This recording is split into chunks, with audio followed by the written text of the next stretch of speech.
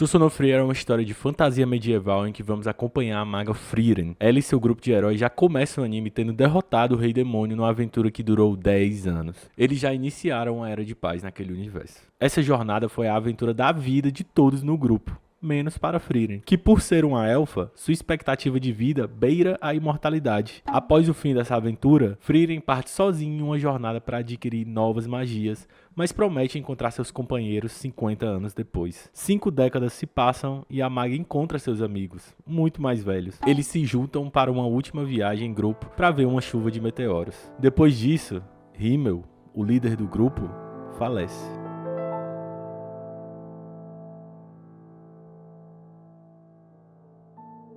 E no momento do enterro, ao prestar homenagem ao seu amigo, Frieren chora. Ela se emociona ao ter remorso por não ter conhecido mais sobre seu amigo. E é a partir daí que o anime realmente começa. A gente vai acompanhar a Frieren lidando com seu luto da forma mais frontal possível. Por não poder mais contar com Himmel, ela decide fazer o subtítulo do anime: Uma Jornada para o Além. Esse além existe no universo do anime. Ele é conhecido como Auréola e é apresentado pra gente nos primeiros segundos do anime a partir de uma escritura da antiga mestra da Frieren, a grande maga Flame. E é descrito como um local onde as almas descansam e você pode reencontrar seus antigos companheiros. Então a Frieren parte nessa jornada refazendo os caminhos que ela fez na sua antiga aventura, buscando ter contato novamente com todas as memórias que ela tinha com seus amigos, mas principalmente mantendo viva a lenda do grande herói Himmel.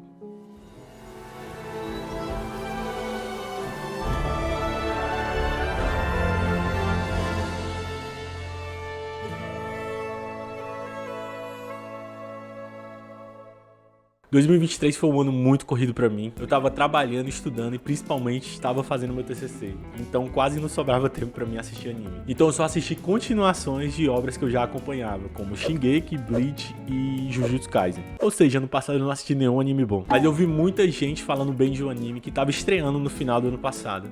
Eu decidi dar uma chance pra ele. E esse vídeo é pra apresentar e falar como foi minha experiência assistindo Susanoo. Após a morte de Himmel, Frieren vai visitar seu amigo Reiter e percebe que ele agora cuida de uma garota chamada Fern. Ele pede para que a elfa seja mestra da garota, pois ela possui muito potencial. E mesmo querendo negar, o Reiter dá um jeito de conseguir que a Frieren deixe a pequena maga acompanhar ela na sua jornada. A Fern no começo é uma ótima personagem para ajudar a gente a conhecer mais sobre aquele universo. Ela foi resgatada muito jovem pelo Reiter, por conta de uma guerra que a deixou órfã. Então durante o começo da jornada, a Frieren tem que explicar muita coisa para essa jovem que está literalmente descobrindo esse mundo junto com a gente. E a partir da Fern que a gente começa a ver a evolução da Frieren como personagem também. Uma das primeiras discussões entre as duas é pelo fato da elfa não se importar com o tempo de vida da Fern. Então pra Frieren é normal passar anos no vilarejo procurando uma simples flor, coisa que não pode acontecer pra Fern. Ela tem que aproveitar essa juventude para conhecer o mundo ao seu redor. É esse tipo de embate que enriquece a relação entre as duas e principalmente priva a Frieren de cometer os mesmos erros do passado, já que agora ela busca ter empatia e conhecer a companheira que vai acompanhá-la nessa jornada. E a relação entre a Fern e a Frieren só cresce ao longo da obra, passando de uma simples questão de mestra e pupilo para um amor fraterno verdadeiro. E eu acho muito bonito ver a admiração que a Frieren vai criando com a Fern. Ela passa a enxergar o potencial na garota que ela ajudou a crescer e vê que no futuro ela realmente vai se tornar uma grande maga. この時代ではきっとフェルンの方が有名な魔法使いになるんだろうね。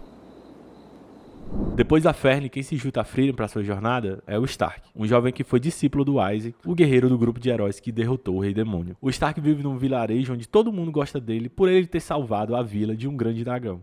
Então, para aquele povo, ele é um grande herói. Só que a Frieren e a Fern chegam para ele pedindo para ele enfrentar esse exato dragão. Então o Stark fala que, na verdade, ele não passa de uma farsa.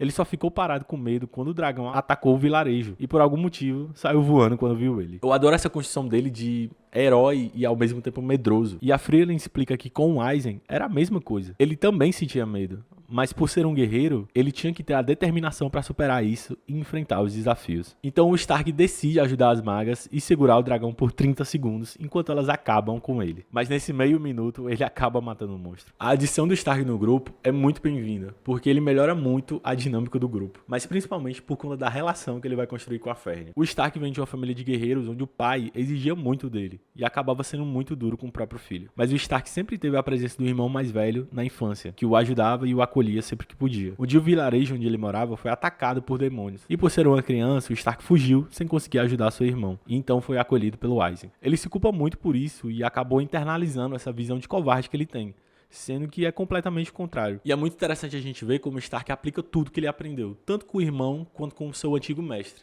E ele acaba se tornando, ao longo da história, o grande herói que ele sempre sonhou ser. Corte relâmpago! E quem descobre tudo isso sobre o passado do Stark é a Ferne, quando vai dar um presente de aniversário pra ele. E desculpa, gente, a gente precisa falar sobre esse casal. Eu adoro a construção do casal entre a Ferne e o Stark, porque é tudo muito orgânico. O Stark é o primeiro garoto da idade da Ferne que ela tem contato. Então, a relação dos dois começa com muita implicância. Será que você não pode ser um pouquinho mais carinhosa? Eu sou um cara sensível, sabia? Gente, que cara chato. Me chamou de chato. Mas aos poucos, e muitas vezes até no segundo plano, a gente vê os dois interagindo e construindo uma amizade verdadeira que aos poucos vai evoluindo por um interesse maior. Bom, já que treinamos pra isso, vamos dançar. Mas com certeza, toda vida que eles implicam, a gente só tem essa reação. Por que não namoram de uma vez? O universo medieval fantástico em que essa obra se passa já é muito conhecido e utilizado em outras obras. Mas por mais saturado que seja, eu tenho que elogiar o mundo construído em Sou Sonno Frieren. Não por ter um diferencial em relação a outras histórias, mas pela forma como ele é trabalhado. O universo de Frieren, suas regras, são bem simples. São poucos os momentos que algo precisa ser realmente explicado. Porque o foco ali não é o universo, mas sim os seus personagens. Magia, monstros, castelos e heróis são só o contexto de uma história de autodescoberta de um ser que vive por milênios. E o maior exemplo disso está ali no arco que se inicia pelo episódio 7. Frieren, Ferne e Stark chegam numa cidade e logo percebem a presença de demônios, mas ao partir para o ataque, Frieren é impedida por um dos guardas reais. Então é explicado que esses demônios são na verdade mensageiros da paz da sua raça, e que estão indo negociar um tratado de paz com esse reino. Até esse ponto no anime, os demônios sempre foram mostrados como criaturas animalescas e antagonistas dos heróis. E esse arco se inicia dando toda a pinta de que vai ser um arco de ressignificação dessa raça, que os demônios ao longo do tempo desenvolveram métodos de comunicação, consciência e sentimentos. Logo, não deveriam ser mais encarados como simples feras que se alimentam de humanos. Só que isso logo é subvertido. Os demônios se mostram como criaturas que possuem consciência, mas que têm sua própria organização e que realmente só queriam enganar os humanos de uma forma de mimetismo, por assim dizer. E isso simplifica a trama, torna tudo uma questão de bem versus mal, mas sinceramente isso não importa. Simplificar essas questões só traz a gente mais uma vez pro que realmente importa, os personagens. Como eu falei, o universo desse anime é bem simples, ele só complica aquilo que precisa ser complexo. E mesmo com uma base simples, continua sendo uma história muito envolvente. Para eles, as palavras são só formas de enganar os humanos. Frieren, Ferne e Stark continuam sua viagem para o norte, e num certo momento eles precisam se abrigar no meio de uma nevasca. E ao achar um abrigo, eles se encontram com o Craft.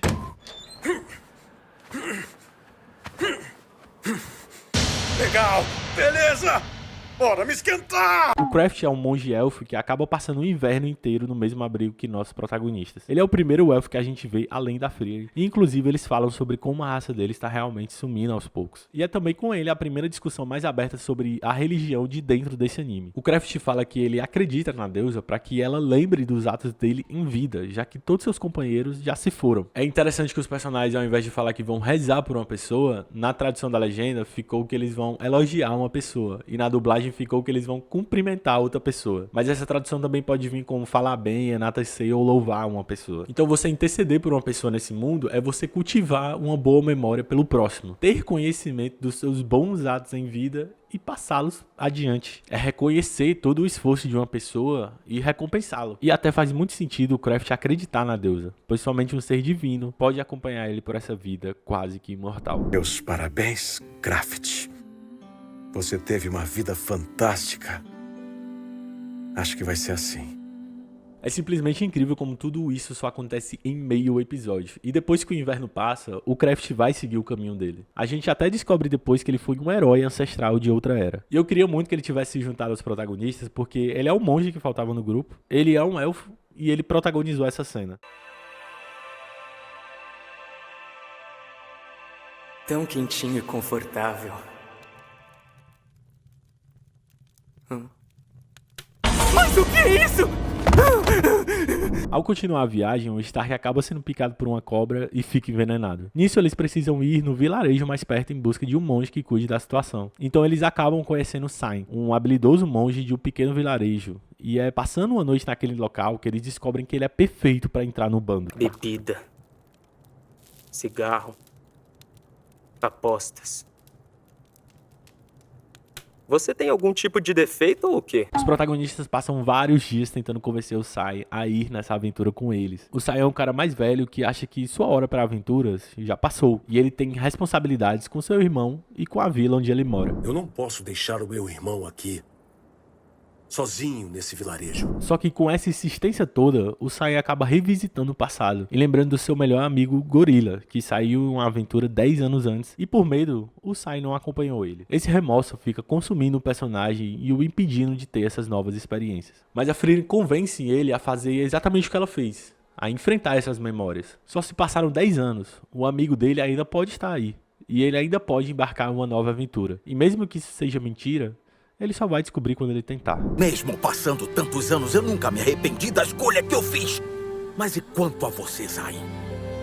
Até quando pretende se arrepender da sua escolha? Eu gosto como o Sai, por ser mais velho, ele acaba assumindo o papel de tiozão do grupo. Então tanto a Fern quanto o Stark, quando precisam de conselho, vão correndo até ele pra pedir alguma coisa. Os homens não ligam muito pra essas besteiras de aniversário e datas especiais.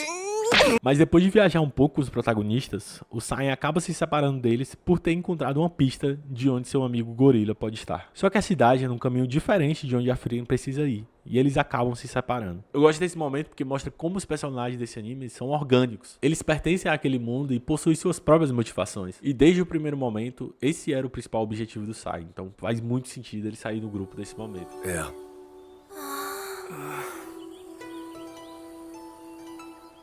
O que eu faço agora?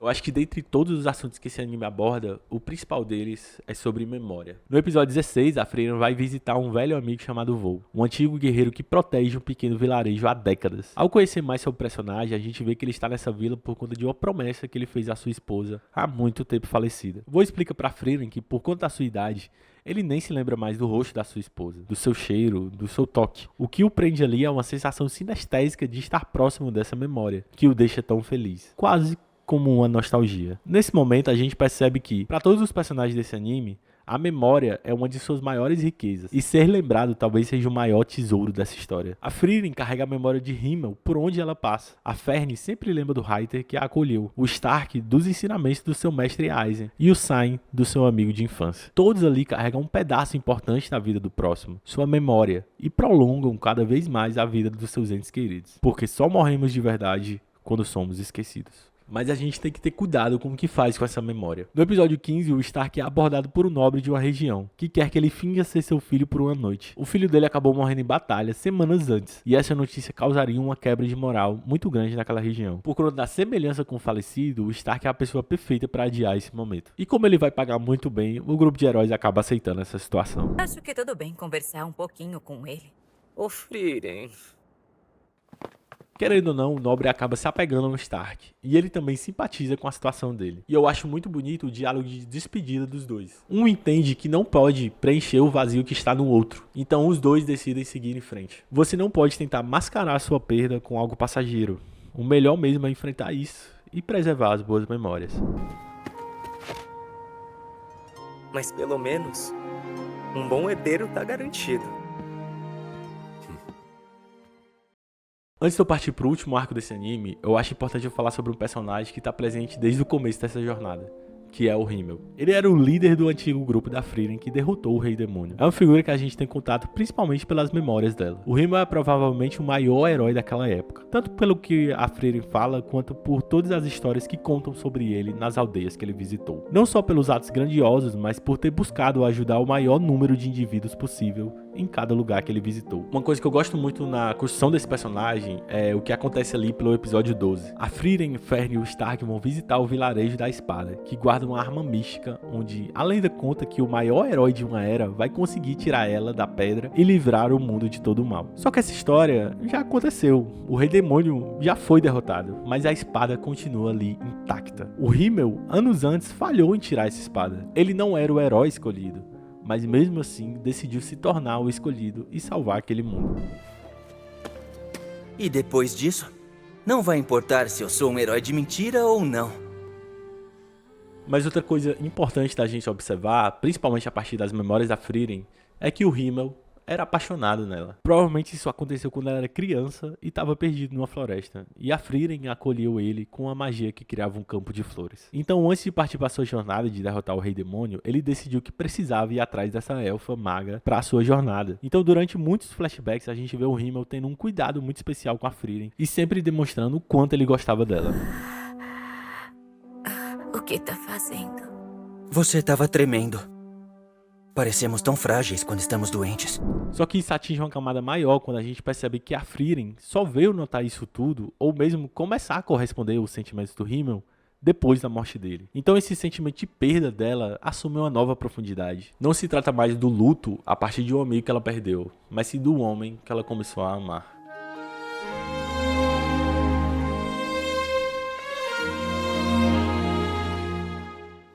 Então chegamos no último arco da primeira temporada desse anime, o arco do Exame de Mago de Primeiro Nível, que é um título que a Frieren precisa para conseguir entrar nas Terras do Norte. Então, tanto ela quanto a Fern vão fazer esse teste. Esse arco inteiro serve para explicar melhor como funciona a magia nesse universo. E é exatamente nesse momento que você percebe o quão bem construída é essa história. A gente começa esse anime com uma história bem introspectiva e contemplativa. Temos arcos de batalha, temos comédia e romance. E agora vamos entrar no arco de exame, que é muito comum em anime shonen. E tudo isso o Sousou no Frieren faz muito bem. É incrível acompanhar a versatilidade desse anime. Agora, daremos início ao exame de magos de primeira classe. Durante toda essa jornada, a gente teve um pouco de contato sobre como funciona a magia nesse universo. E eu, pelo menos, sempre cultivei uma ideia mecanicista sobre isso, que quanto mais você estudava magia, mais forte você ficava. Por exemplo, um demônio que vive por séculos consegue ser forte por treinar e aperfeiçoar a mesma magia por todo esse tempo. Mas eu sempre me perguntei, então, como os humanos conseguem bater de frente e até superar essas criaturas. Não só os demônios, mas os próprios elfos nesse quesito, mesmo com a vida e estudo da magia tão curta. E é nesse arco que, por termos contato com vários magos, experientes e iniciantes, que o anime explica que a magia é muito mais uma questão de imaginação do que qualquer outra coisa. Todas as magias que existem precisaram ser imaginadas um dia, então tornar o impossível possível é trabalho da magia. Mas fazer isso exige muita confiança e determinação. Tem uma frase de uma personagem durante esse arco que serve pra tudo que a gente vai ver nesse momento. Uma batalha entre magias é como um quebra-cabeça com infinitas possibilidades.